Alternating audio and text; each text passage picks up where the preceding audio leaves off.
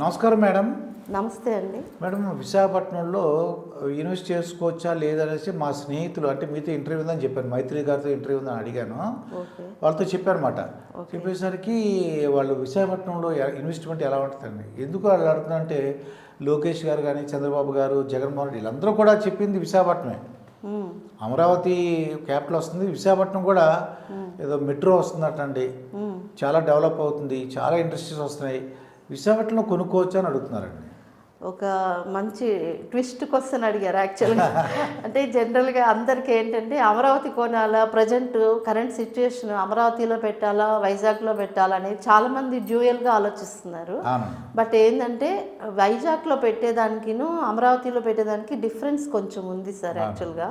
So Vizag అనేది already well established city. అది యాక్చువల్గా ఏంటంటే వైజాగ్ అనేది ఇప్పటి నుంచి కాదు, బ్రిటిషర్స్ టైం నుంచి వైజాగ్ అనేది బ్రిటిషర్స్ టైం నుంచి కూడా మనకి బిజినెస్కి సంబంధించిన పోర్ట్ ఉంది. సో మనకి అన్ని కరస్పాండింగ్ జరిగింది. అప్పటి నుంచి కూడా డెవలప్డ్ ఎయిర్పోర్ట్ ఉంది, పోర్టు ప్లస్ ఎయిర్పోర్టు, ఆ కనెక్టివిటీస్ ఉన్నాయి కాబట్టి ఎప్పటి నుంచో బిజినెస్ అనేది అక్కడ జరుగుతూ ఉంది. సో అదే కాకుండా వైజాగ్ స్టీల్ ప్లాంట్ ఫేమస్ కదా, సో స్టీల్ ప్లాంట్ ఉంది, ఇవన్నీ ఆల్రెడీ ఉన్నాయి అక్కడ. సో ఆల్రెడీ వైజాగ్ అనేది వెల్ ఎస్టాబ్లిష్డ్ సిటీ. అది నాకు తెలిసింది ఏంటంటే భోగాపురం ఇంటర్నేషనల్ ఎయిర్పోర్ట్ లా కడుతున్నారు. తర్వాత లోకేష్ గారు, చంద్రబాబు నాయుడు గారు, పవన్ కళ్యాణ్ గారి యొక్క సహకారంతో చాలా ఇండస్ట్రీస్ వస్తున్నాయండి మనకి. చాలా యాక్చువల్గా చెప్పాలంటే గూగుల్ కూడా ఇక్కడ ఇన్వెస్ట్ చేయడానికి వైజాగ్లో రెడీగా ఉంది. సో వైజాగ్ అనేది ఇంకొక హ్యాపెనింగ్ సిటీ అవుతుందండి. మనకు ఆంధ్రాలో క్యాపిటల్ ఎలా అమరావతినో దానికి మంచి సపోర్ట్ సిస్టమ్ లాగా వైజాగ్ అనేది మంచి హ్యాపెనింగ్ సిటీ. ఒక క్యాపిటల్గా ఒక నిజం చెప్పాలంటే అక్కడ చాలా డెవలప్మెంట్స్ వచ్చే అవకాశాలు ఉన్నాయి. అయితే వైజాగ్లో ఏంటంటే ఆల్రెడీ చాలామంది ఇన్వెస్ట్మెంట్స్ చేస్తున్నారు, కానీ ఇంకా పెరిగే అవకాశం ఉంది. ఎందుకంటే అక్కడ ఐటీ హబ్ అనేది గూగుల్ వస్తుంది, ఐటీ హబ్ ఇన్ఫ్రాస్ట్రక్చర్ బాగా పెరుగుతుంది. ప్లస్ పోర్ట్కి కూడా 736 crores దాన్ని పోర్ట్కి డెవలప్మెంట్కి శాంక్షన్ చేశారు. అలాగే వీటికి కూడా స్టీల్ ప్లాంట్కి కూడా కొంత అమౌంట్ని శాంక్షన్ చేశారు, దాన్ని కూడా మళ్ళీ రీఎస్టాబ్లిష్ బాగా చేయడానికి. సో చెప్పాలి అంటే వైజాగ్ అనేది మంచి ఇన్వెస్ట్మెంట్ జోన్ అని చెప్పాలి.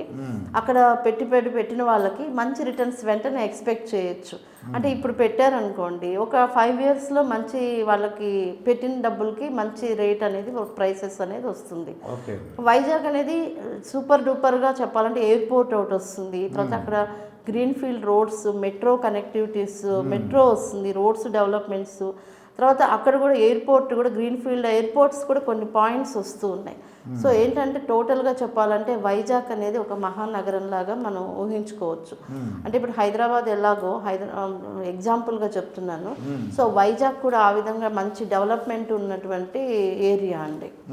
సో వైజాగ్లో ఇన్వెస్ట్ చేయొచ్చు, కానీ పెట్టుబడి పెట్టేటప్పుడు అక్కడ ఎలాంటి ఏరియాస్లో పెడితే బాగుంటుంది అనేది చిన్న సలహా అయితే తీసుకోవడం మంచిది. కొన్ని ఏరియాస్ ఉన్నాయి తొందరగా, అంటే కొంచెం ప్రైసెస్ కూడా అక్కడ కొంచెం ఎక్కువగానే ఉండొచ్చు, కానీ కొన్ని ప్రైస్ ఎక్కువ పెట్టిన దగ్గర అలాగే రిటర్న్స్ కూడా అలాగే ఉంటాయి.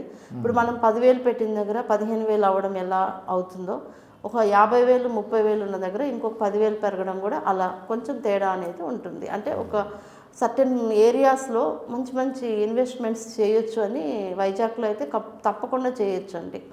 ఇన్వెస్ట్మెంట్ పర్పస్లో వైజాగ్ చాలా మంచి ఏరియా అని చెప్పాలి వైజాగ్. అదండి, అయితే తప్పకుండా ఎవరైతే అంటే ఆస్తి కొనుక్కోవాలనుకుంటున్నారో వాళ్ళు కొద్దిగా లాంగ్ టర్మ్ అయినా విశాఖపట్నం కొనుక్కోవడం బెటర్ అనమాట.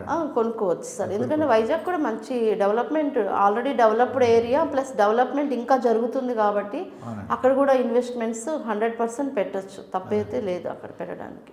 ఇదండి మైథిలి గారు చెప్తున్నారు, ఇన్వెస్ట్మెంట్ అడ్వైజర్ అవ్వచ్చు, లేకపోతే మనకి రియల్ ఎస్టేట్ అడ్వైజర్ అవ్వడా చక్కగా ఎటువంటి సందేహం లేకుండా విశాఖపట్నం కూడా ఆస్తి కొనుక్కోవచ్చు అని చెప్తున్నారు.